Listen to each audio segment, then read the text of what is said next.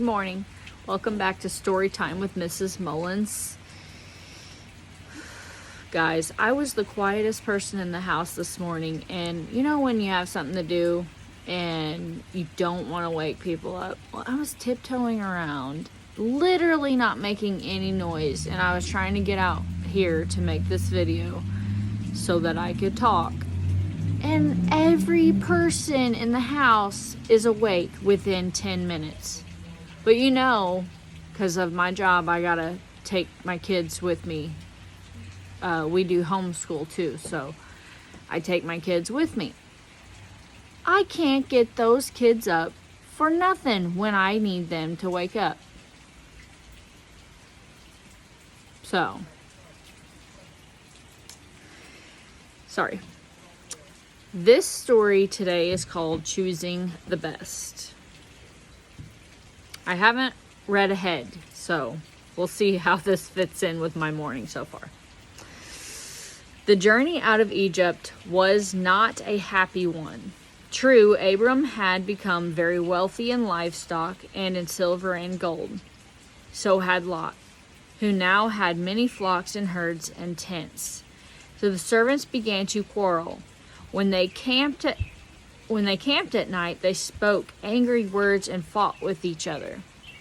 The Bible says, and quarreling arose between Abram's herdsmen and the herdsmen of Lot. They couldn't find enough grass to feed so many animals. Perhaps there weren't enough wells to water them all either. The land could not support them while they stayed together, for their possessions were so great that they were not able to stay together. Something had to be done. Abram couldn't journey to the land of promise with such bad feelings in the camp. Again, we see Abram's real gentleness, calling Lot to him. He said kindly and gently, "Let's not have any quarreling between you and me, or between your herdsmen and mine, for we are brothers.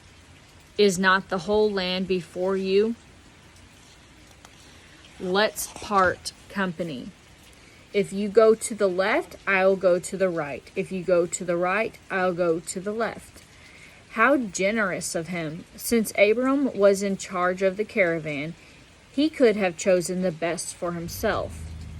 But he didn't. Instead, he gave his nephew the chance to choose. Lot didn't deserve such kindness. After all that Abram had done for him, he should have said, "Dear uncle, you choose first and I'll gladly take what is left."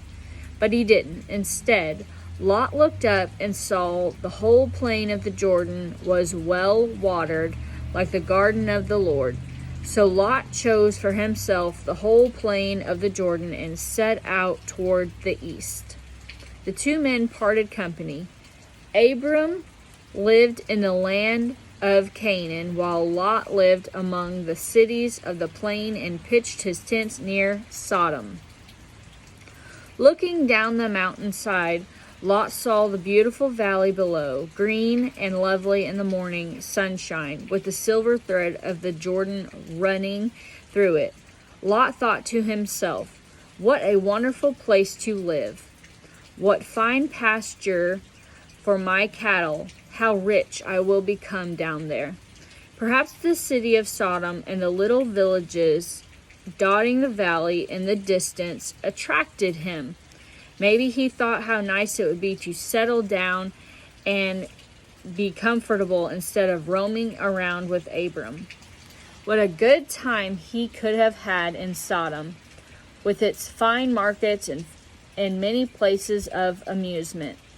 Lot knew very well that Sodom was a wicked city, for everybody was talking about what was going on there. But he felt that it would be all right for him to live there. Nothing would happen to him. It might be dangerous for others, but he would be all right. Anyway, he would take the risk.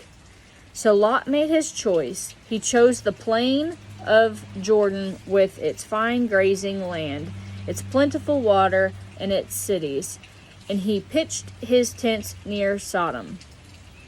It was the worst thing he could have done. the biggest mistake of his life. He didn't know what this beautiful valley would soon be.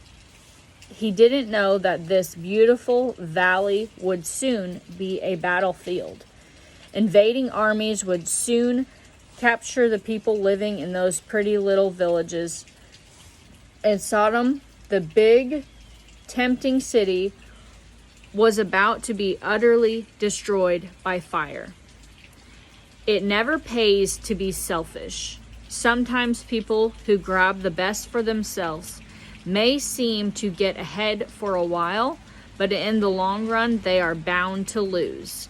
We should pray for the grace and the greatness of Abram, who gave first choice to somebody else.